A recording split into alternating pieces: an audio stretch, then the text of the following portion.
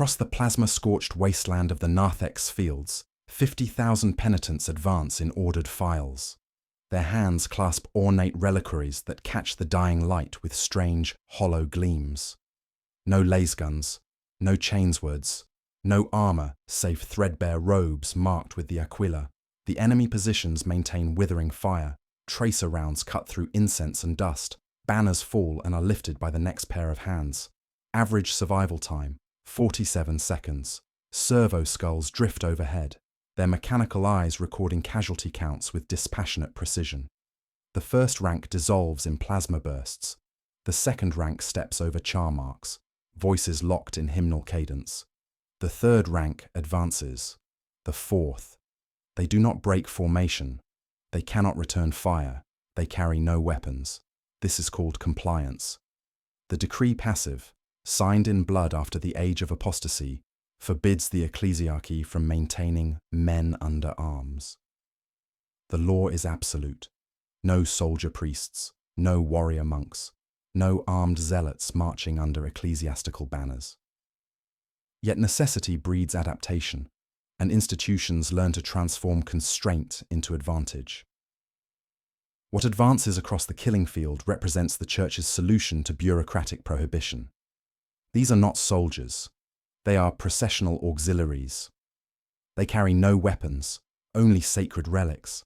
They serve no military function, except to fix enemy positions, exhaust ammunition reserves, and absorb defensive fire while servo skulls transmit coordinates to waiting artillery batteries. The reliquaries they bear are hollow, sealed around cores of hexglass that pulse with measured rhythm. Vox operators monitor harmonic frequencies. Munitorum logisticians calculate expenditure curves. The mathematics are elegant. Processional clearance costs less promethium than armoured assault, while satisfying political pressure from both ministorum and planetary governors. Every ritual here has a ledger behind it. Parish registers convert sins into service. Diocesan schedules convert service into columns. Red ledgers bound in crimson leather record martyrdom quotas with servo skull precision. The arithmetic is not difficult. 1,000 bodies reveal hidden gun positions, 10,000 empty ammunition stores, 50,000 break defensive lines by making defenders spend themselves. The law is satisfied. The creed is satisfied. The reports are satisfied. The dead, being dead, do not object. This is not faith defeating ballistics. This is administration applied to flesh. We will examine these formations as institutional machinery, not miraculous spectacle, tracing the circuit from confessional to killing field, from sermon to signals net, from hollow reliquaries to bombardment grids.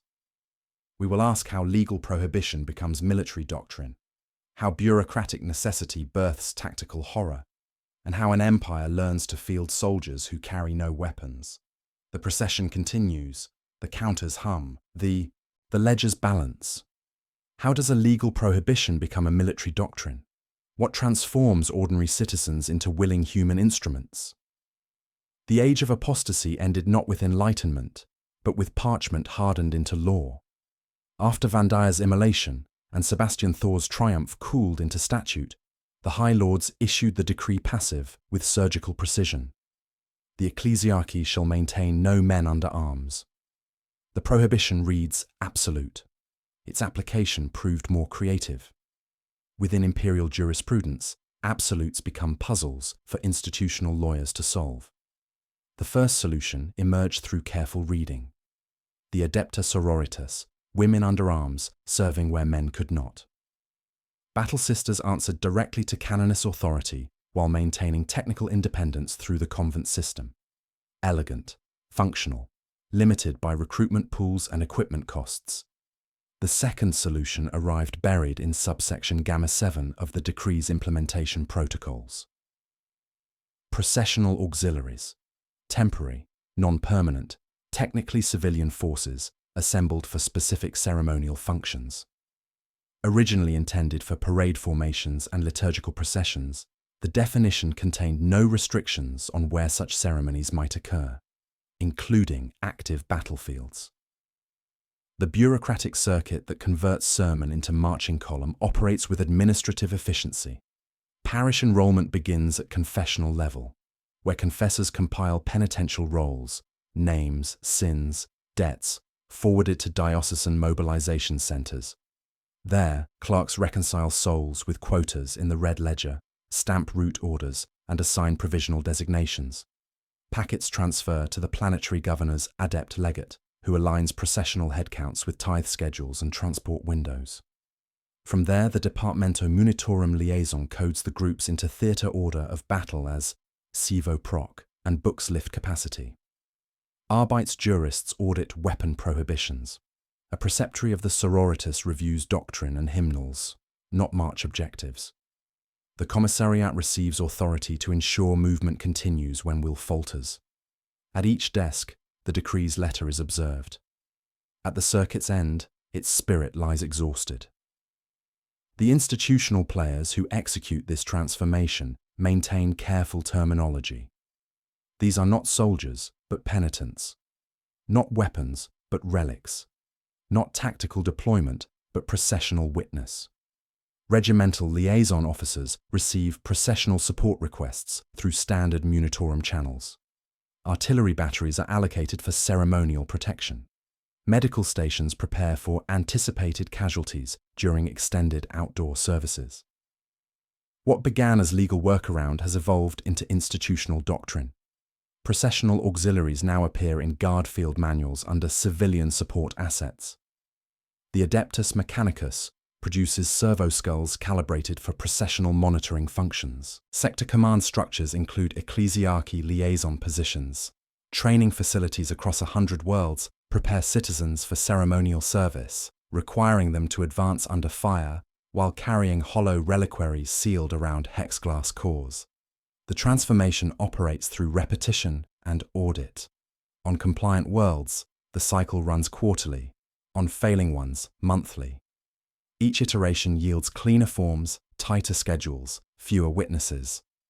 Emergency practice congeals into culture, and culture, once hardened by blood, tally, and bureaucratic precedent, becomes law. The ecclesiarchy did not lose its military arm to the decree passive. It discovered that every imperial citizen could become its weapon while the law remained satisfied. The public liturgy speaks of pilgrimage and witness. The sealed annexes speak of throughput and attrition. How does the Church transform legal compliance into military effectiveness? What machinery converts faith into tactical utility? Within the vaulted treasury of diocese narthex, the air carries the weight of oil, ink, and something else, the faint musk of tanned human leather.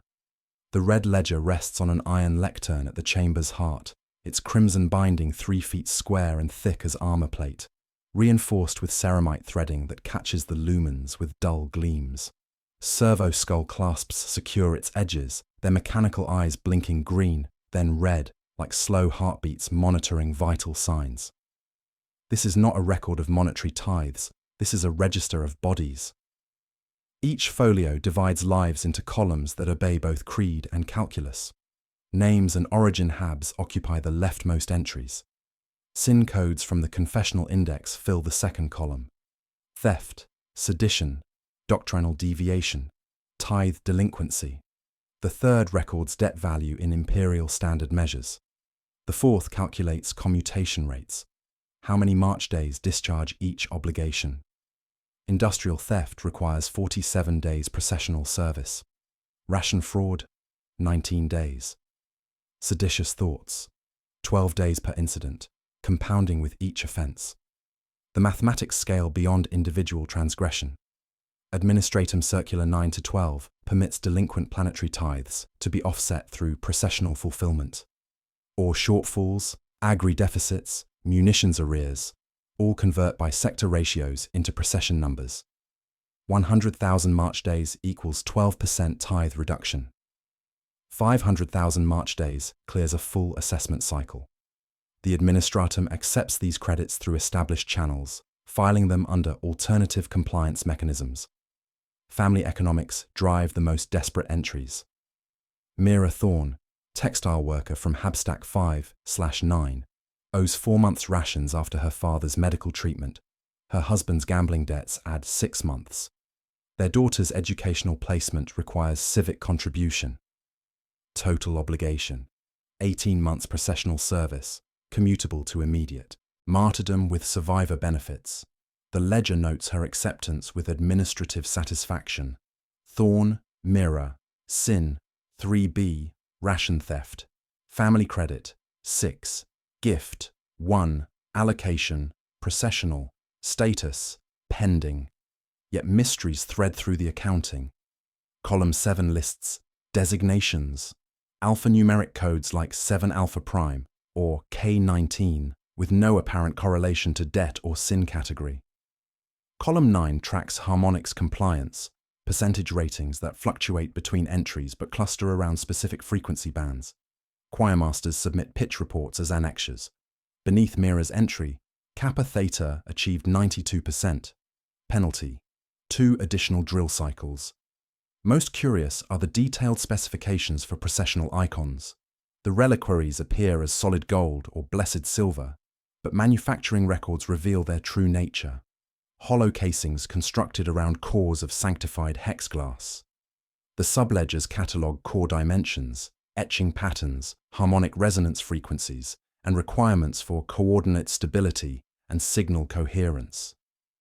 Each icon is sealed with anointed wax, opening prohibited until deployment per right. Production quotas align precisely with processional deployment schedules. The red ledger cross-references with other institutional documents. Servo skull maintenance logs, artillery battery assignments, Vox network frequency allocations, Munitorum transport schedules. What appears as spiritual accounting reveals operational planning. The debt calculations determine how many bodies march.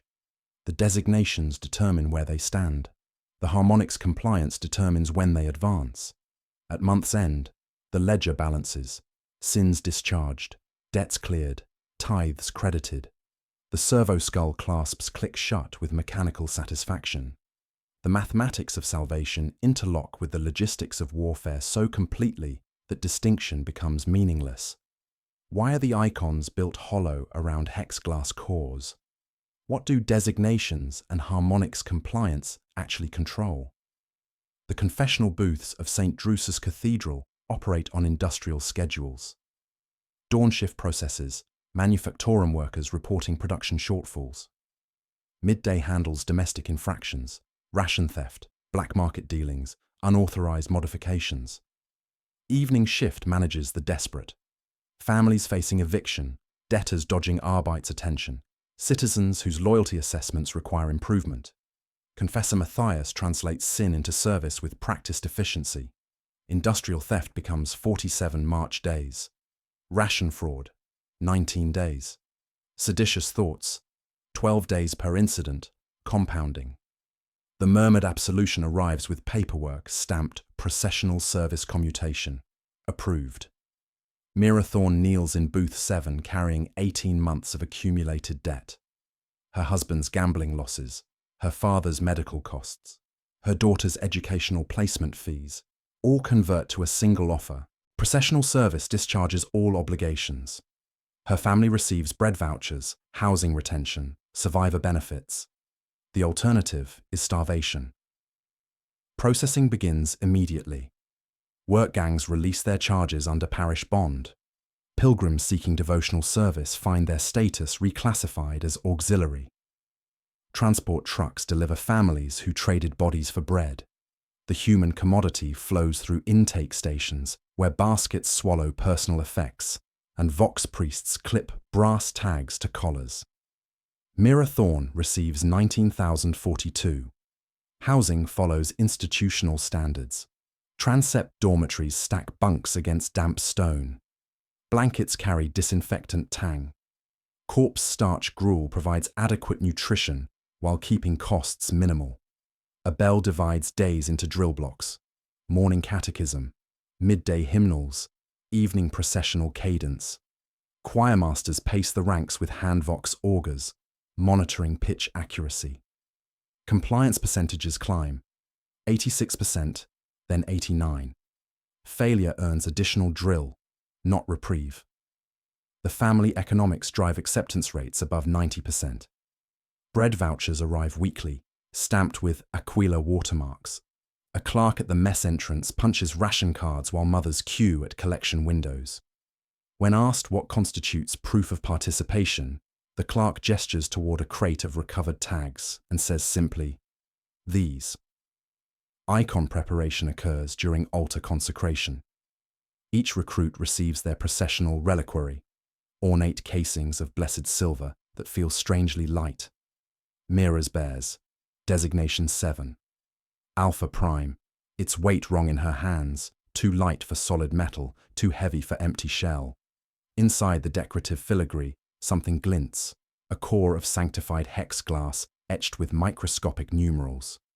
The cores are sealed with anointed wax, opening prohibited until deployment per ancient rite. Training intensifies as deployment approaches. Harmonic drills synchronize voices to specific frequency bands. Formation exercises teach advanced timing and positioning. Icon handling becomes ritual precision: how to hold, how to carry, how to present toward designated coordinates. The hexglass cores pulse with measured rhythm during exercises, though recruits attribute this to reflected lumen light.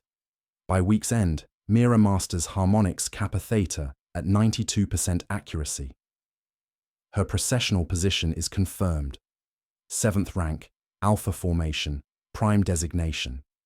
The meaning remains unexplained. Her family receives their first bread voucher. The form reads, "Service commenced." What purpose do the hexglass cores serve beyond spiritual significance? How does the Church transform individual desperation into collective military force? The ecclesiarchy's tactical theology carries a name that sounds like prayer and reads like accounting: the doctrine of sacred expenditure, codified in the Liber Militant Sanctus and distributed through guard liaison channels as the Codex Processional. This doctrine transforms mass death into military methodology through institutional precision. Public editions speak of pilgrimage and witness. Sealed annexes specify throughput rates and casualty projections. The doctrine enumerates 4 tactical functions by which weaponless formations alter battlefield equations. Each function operates through documented procedures that appear in field manuals from subsector to segmentum command. Function 1. Fixing. Processional advances force enemy revelation through defensive response. Massed formations advancing in clear weather compel hidden positions to declare themselves through fire. Servo skulls record muzzle flashes, plasma blooms, and tracer patterns, while Auspex arrays triangulate coordinates against pre-surveyed grids. What appears as martyrdom becomes reconnaissance by expenditure. 1,000 bodies map defensive lines with precision no orbital scan achieves. The calculation proves elegant. Promethium saved through intelligence gained. Function 2. Depletion. Human waves exhaust ammunition reserves through forced expenditure faster than supply lines replenish them. Standard Munitorum doctrine calculates rounds per target engagement. Processional doctrine reverses the equation. How many targets force complete magazine depletion? 50,000 advancing bodies empty defensive stores while conventional forces wait for silence. The mathematics appear in logistics reports. Bolt rounds expended into crowds will not be available when armored columns arrive. Function 3. Sanctification. Theological justification remains deliberately vague. Rites that thin the veil between material and immaterial realms. Prayers invoking the Emperor's blessing upon subsequent advances. Field reports document improved morale among guard units following processional operations. Casualty rates decrease, success rates improve. Whether through divine intervention or psychological effect, correlation appears consistent across theatres. The belief creates permission structure for dangerous maneuvers while steadying friendly forces. Function 4. Designation. Processional relics mark coordinates for artillery coordination through technical precision disguised as sacred ritual. Hollow reliquaries conceal sanctified hexglass cores etched to interact with Auspex frequencies. When carried to prescribed positions and held at specified angles, they transmit positional data to fire control stations. The body becomes tripod. The relic becomes marker. Bombardment algorithms receive real-time updates because someone stands there and sings. Harmonics compliance transforms liturgy into military communications through frequency management. Processional choirs maintain designated bands, Kappa Theta, Sigma Prime, Delta 7, while Vox augurs monitor pitch accuracy across formations. Artillery crews synchronize time-on-target windows to hymnal structure. Refrain marks advance interval. Verse provides coordinate update. Silence triggers bombardment. Pitch drift beyond 3% delays fire missions. Breath discipline governs shell flight. Medicaid distributes stimulants as communion wafers to stabilize tempo. Compliance scores appear in after-action reports alongside casualty counts. The control apparatus operates through interlocking authority systems. Confessors march with vox beads linking them to command networks, their liturgical duties concealing communications functions. Adepta sororitas maintain reserve positions, ostensibly for spiritual guidance, actually for crowd control when faith falters. Arbite's flanking units ensure forward movement continues regardless of individual hesitation or casualty rates. Overhead, servo skulls whisper numbers to red ledger clerks and artillery computers simultaneously. The contradiction operates in plain sight through parallel documentation. The Codex Processional describes sacred advance toward the Emperor's light through willing sacrifice. Tactical supplements specify human resource allocation for area denial and defensive depletion. Operations orders calculate death as industrial input. Objective: fix and deplete enemy positions. Target cadence: 92% Kappa Theta compliance. Planned expenditure: 3,000 participants per minute for 9 minutes. Expected effect: ammunition exhaustion. Primary embrasures mapped. Designations 7 Alpha through 12 Delta achieved. Training manuals distributed to guard liaison officers contain hymnal timing charts, frequency monitoring protocols, and coordinate relay procedures disguised as liturgical instruction. The sacred and tactical merge so completely that distinction becomes administrative convenience rather than operational reality. The doctrine preaches salvation through death. The mathematics calculate death as tactical necessity. Both serve identical machinery with different vocabularies. How do hymns become military coordination tools? What happens when sacred ritual meets battlefield reality? Within the reinforced walls of regimental headquarters, hololithic displays project the mathematics of human expenditure across tactical grids. Munitorum logisticians manipulate overlapping data streams. Martyr count projections cascading against ammunition expenditure curves. Resource allocation matrices intersecting with casualty estimates. The calculations resolve into stark clarity. Processional clearance requires 67% less promethium than conventional armored assault while achieving identical territorial objectives. Commissar General Hadrian Voss reviews the analysis with institutional detachment. The Narthex Field's defensive complex demands either 3 armoured companies with basilisk support or 50,000 processional auxiliaries with coordinated artillery.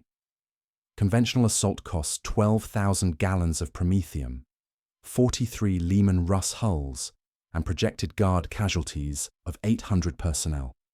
The processional alternative requires transport fuel, corpse starch rations, and an acceptable loss rate of 86% among auxiliaries. Auxiliaries regenerate faster than armour, notes Supply Adept Corvain, stylus scratching requisition amendments.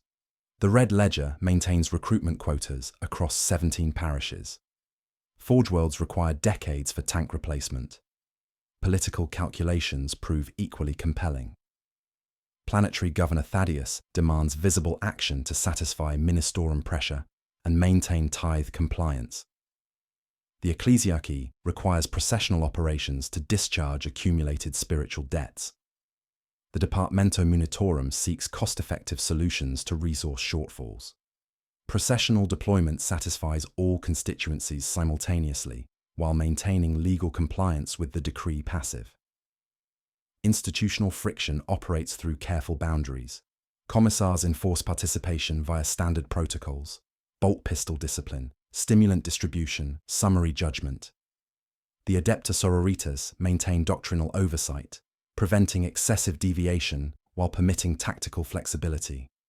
Sister Superior Cordelia reviews hymnal frequencies and formation structures, ensuring ceremonial propriety conceals military coordination without violating sacred law. Guard Medicae prepare mass casualty stations with industrial efficiency, focusing on stimulants rather than surgical intervention. The wounded require compliance, not healing. The coordination machinery activates through technical precision disguised as religious ceremony. Servo skulls receive programming updates for processional monitoring functions, casualty counting, position tracking, harmonic analysis. Vox networks synchronize to hymnal frequencies through liturgical communications protocols, converting sacred song into artillery timing signals. Auspex arrays calibrate to hex-glass resonance patterns while maintaining theological terminology in operational documents. At 0347 hours, authorization arrives through sealed Vox transmission. Procession narthex authorized. Designations distributed. Harmonics kappa theta. Icons unsealed per rite. For the first time since altar consecration, the hollow reliquaries open. Wax seals crack under gentle pressure, revealing hex-glass cores pulsing with measured light. Technical specifications hidden in theological annexes achieve purpose. Coordinate transponders activated, frequency calibration confirmed, targeting data synchronized with artillery computers. The sacred becomes tactical through bureaucratic alchemy. Mira Thorn receives icon designation 7 Alpha Prime, its weight strange now that the hex-glass core operates without concealment. Servo skulls hover overhead, auger arrays reading signals invisible to human perception. Vox operators confirm harmonic compliance at 92% accuracy. Artillery crews receive real-time coordinate updates labeled sacred positioning data. The machinery converges on singular objective, 30,000 bodies advancing in measured ranks while their reliquaries' guide precision strikes into positions they reveal through dying. What will procession narthex reveal about the true nature of weaponless warfare? Why must the icons remain sealed until deployment? Dawn breaks over the staging fields, with the color of old parchment, casting sickly light across 30,000 kneeling figures. The processional auxiliaries arrange themselves in ordered ranks on oil-stained gravel, while censer servitors drag incense between formations. Confessors pace with clipboards and vox beads, reciting absolutions that double as roll call. The reliquary crates stand open at last, their wax seals cracked and stacked like shed scabs. The unsealing ceremony proceeds with liturgical precision. Confessor Matthias moves between ranks, his ceremonial knife completing what authorization began hours earlier.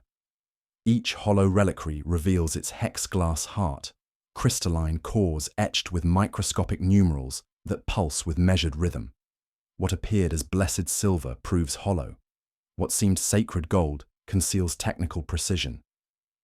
"Receive thy sacred burden," Matthias intones, placing icon designation 7 Alpha Prime into Mira Thorn's hands. The weight feels wrong, too light for precious metal, too heavy for empty shell. Through the filigree she sees the etched numerics marching like tiny soldiers around hex facets, coordinates she cannot read but which pulse with targeting data. Designation assignments follow administrative logic disguised as divine selection. A scribe lifts each icon, reads its serial number, and calls positions in the living geometry. Alpha formations occupy forward coordinates. Prime designations mark key targeting points. Secondary ranks fill tactical intervals. The confessors consult data slates while speaking of spiritual calling, matching serial numbers to predetermined battlefield positions. Medicae distribute communion wafers with clinical efficiency. The blessed bread carries stimulants, combat drugs to steady nerves, enhance compliance, suppress survival instincts. Recipients accept sacred nourishment unaware they consume chemical obedience. Heart rates stabilize. Fear responses diminish. Individual identity dissolves into collective purpose as neurochemistry enforces institutional will. Harmonic drills intensify as deployment approaches.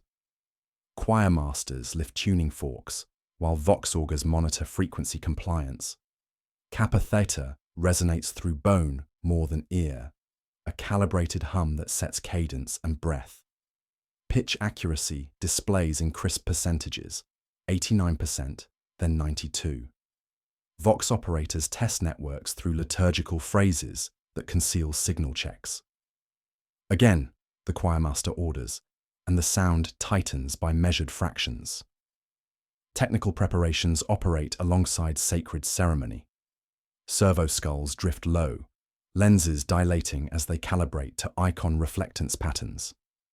Each passes over Mira's reliquary and chirps, transmitting hexglass signatures to Auspex pylons.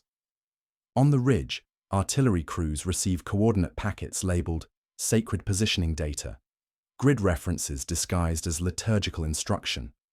The psychological conditioning reaches crescendo through ritual repetition. 30,000 voices synchronize while individual consciousness fragments. The tag replaces the name. The designation replaces choice. The hymn replaces voice. Mira's world contracts to breath, step, grip, and the cold plane of hexglass against her thumb. Around the perimeter, Adepta Sororitas observe with flat eyes, while Arbites stand with shock mauls, grounded like pilgrim staves. Their presence marks both comfort and boundary. The banners stir. The gates begin opening. Faith and firepower merge through institutional alchemy that transforms bodies into weapons, while maintaining legal compliance with laws written in blood. How will 30,000 weaponless souls perform military functions?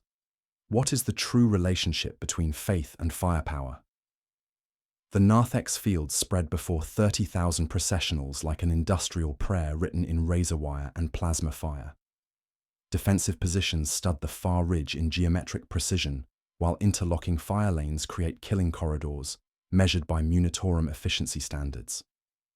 At 0600 hours, the gates open.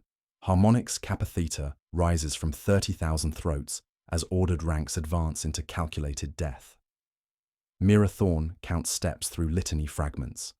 12 paces to the first crater line, 27 to primary wire obstacles, 43 to where plasma mines begin their patient wait.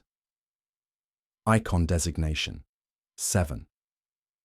Alpha Prime grows cold in her hands as the hexglass core pulses with signals invisible to dying eyes.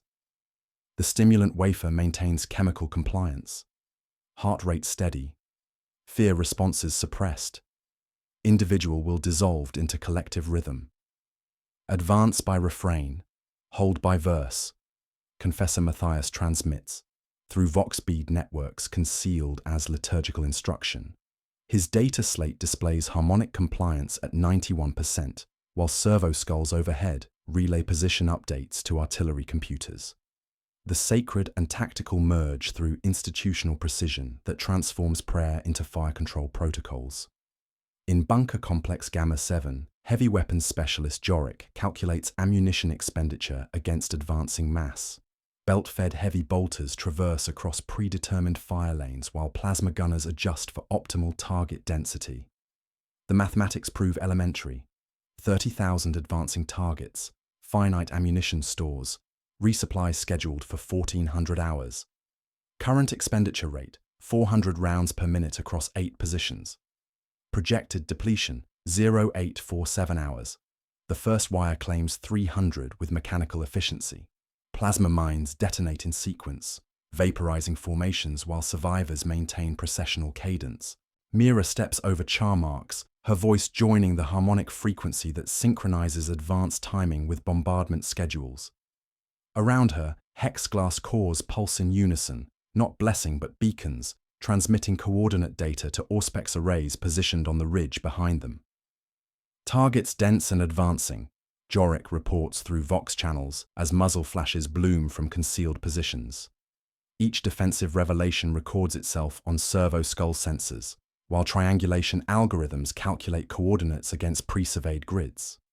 What appears as martyrdom becomes reconnaissance through expenditure.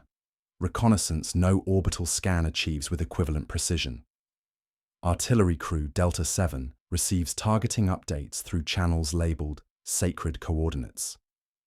Battery Commander Voss monitors real-time position data as processionals advance into designated grid squares. The hex-glass transponders achieve optimal signal strength when carriers reach specific coordinates. Death marks bombardment targets with geometric precision. Body becomes tripod. Relic becomes marker. Faith becomes firepower through bureaucratic alchemy.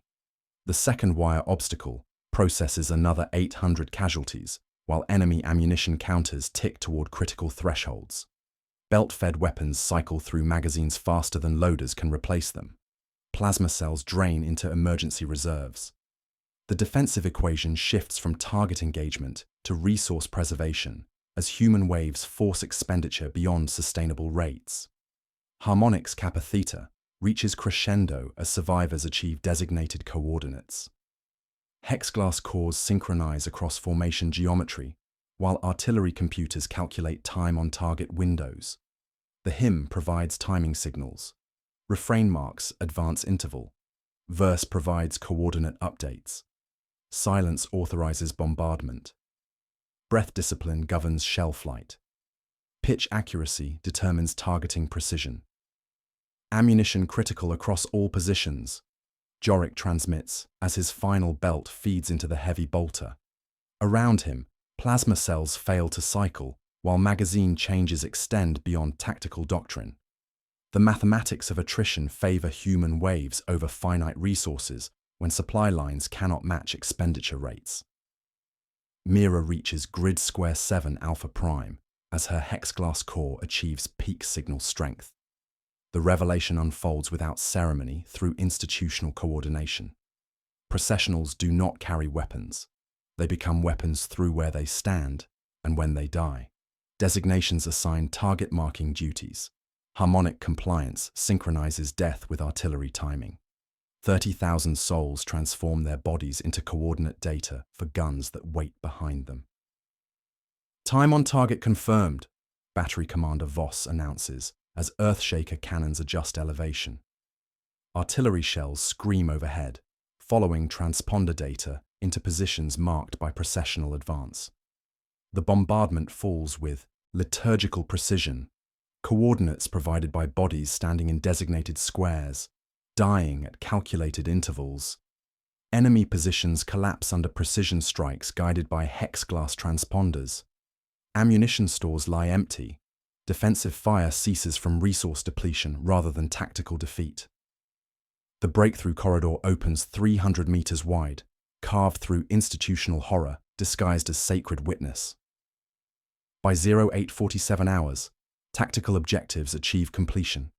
Enemy positions neutralized. Ammunition reserves depleted. Breakthrough corridor established. The weaponless became weapons through systematic transformation of flesh into targeting data. What do the casualty reports reveal about institutional priorities? How does the system process 30,000 deaths as operational success? The narthex fields transform from killing ground to processing center with industrial efficiency. The air carries acrid ozone and the metallic tang of spilled blood, while servo skulls drift through smoke columns, their optical sensors cataloging brass tags among scattered dead. Medici teams advance through the silence, sorting survivors by mobility status rather than injury severity. Ambulatory, stretcher case, expectant. Triage protocols prioritize stimulant compliance over surgical intervention. The wounded require chemical stability, not healing. Scribe adepts establish processing stations where brass tags clatter into numbered collection trays. Each tag cross-references against red ledger entries through data slate verification. Thorn, Mirror, processional tag 19,042, grid 7 Alpha Prime, status, recovered, service, complete. Her shattered reliquary lies split along filigree seams, its hex-glass core fused to slag where plasma fire kissed it. The scribe notes without emotion. Identified by tag only. Benefits released. Her family's bread voucher allocation increments automatically. The enemy's ammunition stores confirm tactical success through resource mathematics. Bunker Complex Gamma 7. Heavy bolter ammunition depleted at 0843 hours. Plasma cell reserves exhausted by 0851 hours. Defensive fire ceased from logistical failure rather than tactical defeat. The processional doctrine achieved its fundamental objective, forcing enemy expenditure beyond sustainable rates while preserving friendly resources for exploitation. Technical analysis reveals the icon system's complete coordination mechanism. Hex glass cores functioned as coordinate transponders throughout the advance, transmitting positional data to Auspex arrays, while processionals absorbed defensive fire. Artillery computers received real-time targeting updates as carriers reached designated grid squares, each death marking bombardment coordinates with geometric precision. The tactical catechism emerges from operational data. What is the reliquary? A targeting beacon. What is the hymn? Artillery timing. What is the penitent? Ammunition that walks to its destination. Black.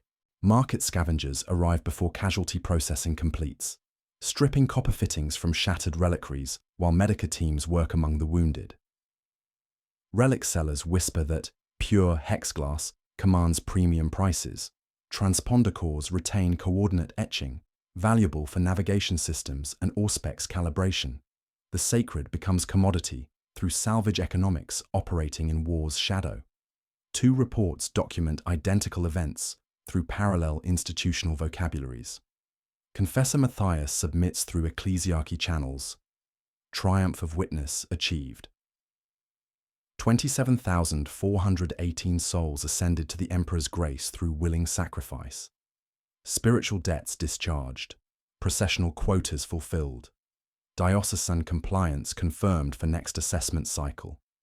His red ledger balances sins against service with administrative satisfaction.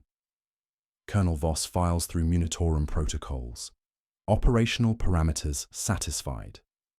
Auxiliary units provided efficient target designation and defensive fire absorption. Enemy ammunition reserves depleted. Breakthrough corridor established. Auxiliary losses: 27,418 casualties, 86.7% loss rate within projected parameters. Promethium expenditure reduced 67% below conventional assault projections. Same battlefield, same casualties, different accounting systems transforming mass death into institutional success through bureaucratic precision. The human cost remains identical regardless of which ledger records it. Servo skulls complete final counts, transmitting data to red ledger clerks who update debt discharge records while families receive notification of service completion alongside survivor benefits. The mathematics balance across all institutional systems. Sins discharged, quotas fulfilled, tactical objectives achieved, resources preserved. The machinery processes 30,000 deaths as operational success because the accounting defines success through different vocabularies, serving identical purposes. How does institutional logic transform mass death into administrative routine? What broader systems depend on this martyrdom economy? The processional machinery extends far beyond battlefield accounting through institutional networks that transform guilt into currency across sector-wide markets. Within the commercial districts of upper HAB levels, substitution markets operate through licensed brokers who maintain detailed catalogues of available penitents and their spiritual debt capacities. Industrial magnate Cornelius Vex owes 43 days processional service for tithe irregularities, discharged through payment of 6,000 thrones to penitent proxy Jorik Than, whose family debts require identical service duration. The transaction completes through spiritual arbitrage. One man pays currency, another pays blood. Both ledgers balance with administrative satisfaction. Confessor, economies and pricing mechanisms. Diocesan rate schedules convert sin into labor or lives through actuarial precision that rivals Munitorum logistics. Seditious thoughts require 12 march days or equivalent construction work. Ration fraud demands 19 days processional service or 6 months manufacturing labor. Industrial theft requires 47 march days or forfeiture of family housing allocation. Citizens choose their penance currency, time, labor, or flesh, while institutional machinery processes all payments toward identical objectives. Assessment fortnights offer discounts when dioceses must close red ledger gaps before administratum audits, creating seasonal markets in absolution that fluctuate with bureaucratic deadlines. The red ledger, as spiritual banking martyrdom credits, denoted MCR in diocesan accounting, accumulate on family records and planetary accounts through established exchange rates that satisfy both ecclesiarchy doctrine and administratum compliance requirements. Delinquent agritithes convert to processional quotas at sector standard ratios. Mining shortfalls discharge through March service calculations. Munitions arrears clear via martyrdom mathematics that balance spiritual ledgers against material obligations. Governor Thaddeus maintains compliance records showing how spiritual debt service reduces material tithe burdens by percentages that scale with casualty rates, creating incentive structures for processional solutions over resource expenditure. Enforcement architecture and institutional pressure. The punishment infrastructure operates through interlocking authority networks that ensure participation regardless of individual preference. Ecclesiarchy courts issue penance, writs threatening spiritual excommunication alongside material penalties. Administratum auditors pressure planetary governors with compliance assessments that favor processional solutions over conventional military expenditure. Commissariat oversight ensures forward momentum when individual will falters through established protocols for maintaining unit cohesion. Ordo hereticus monitoring prevents excessive deviation while permitting tactical flexibility within doctrinal boundaries, defining heresy as process violation rather than theological dispute. Social infrastructure and community pressure. The system reinforces economic coercion through community structures that celebrate martyrdom while stigmatizing resistance. Memorial services honor processional participants with public recognition and survivor benefits distributed through ceremonial presentation that identifies recipients as martyrs' kin. Commemorative plaques list family names in cathedral alcoves, while bread voucher allocation occurs through rituals that mark compliance status. Conversely, non-participants face social isolation, reduced marriage prospects, and exclusion from community support networks that operate through parish-based distribution systems. Systematic logic and self-perpetuation. The institutional architecture achieves crystalline efficiency through systematic harvesting of humanity's most renewable resource. Guilt regenerating faster than any material commodity through human psychology and social pressure. Citizens accumulate spiritual debt through existence itself. Inadequate devotion, insufficient productivity, excessive consumption, seditious thoughts.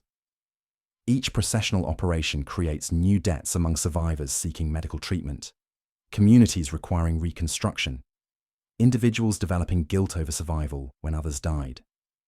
The cycle regenerates participants faster than warfare consumes them, ensuring continuous supply for institutional demands while maintaining legal compliance with the decree passive through bureaucratic precision that transforms constraint into advantage. What psychological toll does this system extract from participants and observers? How do individuals resist or subvert institutional machinery?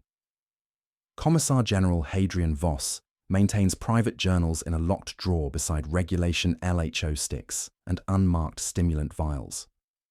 17 processional operations have carved their mathematics into his memory with surgical precision. The entries document psychological erosion through subtle linguistic shifts that track institutional trauma across deployment cycles. Entry 127.M41. Processional operation. Narthex. 27,418 auxiliaries expended. Tactical objectives achieved. Enemy ammunition stores depleted. Breakthrough corridor established. Efficient resource utilization. Entry 134.M41. Third processional this month. Numbers blur, faces blur, the hymns continue after the voices stop. Entry 141.M41. Cannot sleep without stimulants, cannot wake without stimulants. The red ledger balances, but my dreams do not. Doctrinal rationalization and compartmentalization. Coping begins with catechism drilled at Schola Progenium. Duty is mercy at scale. Voss repeats this while approving stimulant wafers for liturgical steadiness, while signing ammunition requisitions reduced because people will be used instead. He sorts memories into ledgers. Faces become numbers. Numbers become compliance. Compliance becomes victory. On bad nights, the numbers climb the walls and look at him with eyes that still sing kappa theta harmonics. Chemical assistance arrives in labelled glass. Recaf concentrate for mornings. Christ stim for the hour before processions, to steady voice and hand when ordering advance. Prescribed, the Medicaid notes specify, and Commissariat Pharmacopoeia agrees. Better a functioning instrument than a compassionate liability. He times doses to inspection schedules, increasing by measured notches when his hand shakes during blessings. Institutional support and management systems. Mandatory counselling sessions occur monthly with ecclesiarchy auditors who never ask what he feels, only what he intends. Will you execute orders with purity? He answers yes, and the rite completes. Rotation policies extract him from processional theatres for 7 days per quarter. He spends them instructing scholar cadets in doctrinal integration, drawing neat diagrams that avoid words like blood or counting. Retirement protocols operate through euphemism and efficiency. Personnel developing problematic sympathy transfer to training cadres, undergo hypno-indoctrination, or receive honourable quietus. Voss signs these forms for others, noting how light the pen feels in his hand afterward. Not everyone bends identically. Sister Superior Cordelia once refused his request to extend Kappa Theta beyond doctrinal tolerances. Ritual is not an instrument, she said. It is the boundary that keeps us from becoming what we fight. He logged the dispute, and the procession moved anyway, each claiming different victory. Later, she sent him a prayer strip. Remember the names. He filed it unread. Psychological transformation and institutional logic. The machinery that creates human weapons must manage psychological damage inflicted on those who deploy them. Some break, minds shattered by spectral horrors they command, the sheer scale of calculated sacrifice. Others become machines themselves, treating human resources with identical detachment as ammunition or promethium. The system prefers the latter and manufactures them through systematic desensitization that either destroys individuals or converts them into functional administrative components. Voss's latest entry reads, "The Emperor takes what he is owed. We owe him everything because we have nothing else left to give." The compartmentalization is complete. Feeling becomes static, static becomes sleep, and conscience transforms into institutional compliance through chemical precision and doctrinal repetition. What resistance exists within imperial institutions to weaponless warfare? How does individual conscience survive systematic institutional horror? Not every cog turns willingly in the processional machinery. Within imperial institutions, resistance operates through whispered networks that employ bureaucratic sabotage disguised as administrative efficiency, creating friction points where individual conscience intersects with systematic horror through careful manipulation of forms, schedules, and classifications. The architecture of quiet sabotage. Supply Adept Corvain maintains 2 requisition logs, one for auditors, another locked in his personal safe. Official records show processional supplies delivered per schedule: corpse starch rations, stimulant wafers, hex glass cores. The hidden ledger documents strategic delays through systematic inefficiency. Convoy breakdowns coincide with deployment windows. Warehouse fires consume icon shipments during routine maintenance. Clerical errors route supplies to non-existent subsectors, creating delays that translate directly into lives spared. His network spans 17 depot stations where quartermasters practice the art of creative misfiling, each lost requisition buying hours or days before the red ledger demands its due. Medicae adept Helena works the intake stations with diagnostic creativity that expands fitness standards through careful interpretation. Minor respiratory ailments become unsuitable for extended outdoor ceremonial functions. Excessive family attachment qualifies as psychologically unfit for sacrificial witness. Her examination records satisfy medical doctrine while protecting potential recruits through expanded definitions of unfitness. The resistance operates through coded phrases, requires extended observation, signals protection status while cleared for all duties, indicates genuine clearance. Command interpretation and tactical mitigation. Junior officers develop expertise in creative order interpretation that minimizes casualties while maintaining operational compliance. Captain Marcus receives orders for processional advance to designated coordinates. He interprets this as permitting staggered deployment, reduced formation density, and tactical withdrawal when ammunition expenditure reaches specified thresholds. His after-action reports emphasize tactical objectives achieved while understating casualty reduction through flexible implementation. Lieutenant Perra chooses harmonic interpretation as weapon, instructing choirs to maintain 89% compliance rather than 92%, below fire control threshold according to Annex protocols she should not possess. The mathematics of margins. The resistance achieves modest victories through accumulated delays and diversions. Delay processional deployment by 72 hours. Reduce casualty projections by 12% through enemy repositioning. Extend delays to 1 week. Force conventional tactics that preserve human resources. Each misfiled form, each creative diagnosis, each interpreted order saves individuals while the machinery continues consuming others. The mathematics prove elementary. For every life diverted, the Red Ledger adds 10 fresh names from famine districts. Delay one procession and another swells to compensate. Institutional countermeasures and systematic limits. The system notices through pattern analysis and audit protocols. Arbites open reviews for statistical deviations. Personnel developing problematic sympathy face reassignment, hypno-indoctrination, or disappearance into administrative silence. Career advancement requires compliance statistics demonstrating institutional loyalty. Excessive mercy triggers heresy investigations through Ordo Hereticus, monitoring that defines heresy as process violation rather than theological dispute. Most resistors learn to work within system margins, measuring success in singulars. A boy reassigned to carry hymnals instead of icons. An old miner declared, liturgically frail. A mother moved 3 ranks back, enough to outlast the first ammunition belts. The psychological toll mirrors compliance itself.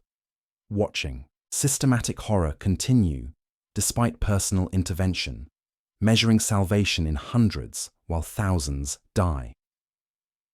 The harvest continues regardless, processing guilt into death through institutional precision that operates beyond individual authority or moral objection. Resistance becomes cost of business in an empire that tallies conscience as statistical noise requiring correction. Is weaponless warfare truly desperate improvisation or deliberate institutional design?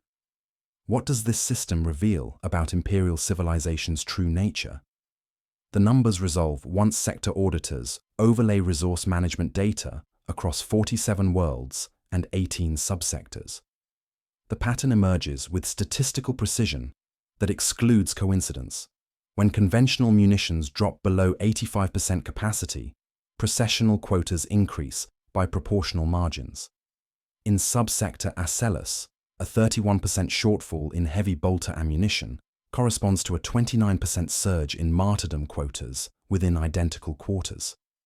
The Vespera marches demonstrate 0.84 correlation between Prometheum rationing for armoured regiments and increased civilian ceremonial deployments. The mathematics prove elementary and damning. Desperation is performance, efficiency is intent. Resource optimization. Through human currency, Munitorum Sector Command maintains parallel logistics networks, treating human resources with identical methodology, applied to ammunition and fuel. Processional quotas appear in standard allocation matrices alongside bolt shells and plasma cells. Transport requisitions calculate auxiliary personnel through tonnage specifications and cargo classifications. The ecclesiarchy's compliance with the decree passive created not institutional limitation, but strategic advantage. Human reproduction requires no forge worlds, rare minerals, or technical expertise. Guilt regenerates faster than ammunition factories produce shells. Bodies deploy without logistics trains, maintenance cycles, or replacement parts. Academic integration and systematic codification. The transformation from emergency improvisation to institutional doctrine operates through educational systematization. Schola Progenium curricula include processional coordination alongside conventional tactics. The Tactica Imperialis, updated in edition 847.M41, dedicates Chapter 17 to auxiliary force integration, with subsections covering harmonic compliance theory, hexglass coordination protocols, and casualty projection mathematics. Cadet commissars study the Kappa Theta gate, how hymnal frequency drift beyond 3% delays artillery timing to prevent fratricide. What began as legal workaround achieved codification through bureaucratic momentum that transforms exception into standard operating procedure. Performance architecture and internal communications. The desperation surrounding processional operations proves carefully constructed theatre designed to maintain legal compliance while obscuring systematic preference for renewable human resources. Confessors speak of divine necessity while following standardized protocols refined through decades of operational development. Internal documentation reveals different vocabulary. Munitorum efficiency reports celebrate optimized resource utilization through auxiliary integration, while ecclesiarchy strategic planning discusses sustainable martyrdom quotas and renewable spiritual asset management. The performance satisfies political requirements. The efficiency serves institutional objectives, civilizational logic and imperial success. This represents institutional success rather than failure, the Imperium solving resource scarcity through redefinition rather than increased production. Citizens become strategic reserves, requiring minimal storage until deployment. The Red Ledger system creates economic incentives, aligning individual desperation with tactical objectives through spiritual debt mechanisms that process human psychology into military utility. What appears as civilization's breakdown reveals civilization's adaptation, imperial institutions learning to harvest humanity itself through legal frameworks that transform ancient prohibitions into systematic capability. The decree passive intended to limit ecclesiastical military power, instead enabled unlimited human military power through bureaucratic precision that converts constraint into advantage. The machinery operates with industrial efficiency disguised as religious necessity, processing bodies into weapons through institutional architecture designed for perpetual self-renewal. Mirathorn's tag becomes datum in this revelation.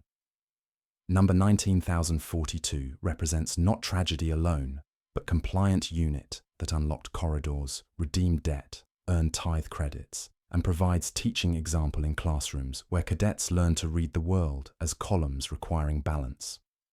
The design consumes the meaning of her name and calls the consumption order. How does this system perpetuate itself across generations and worlds? What is the ultimate cost of treating human life as renewable resource?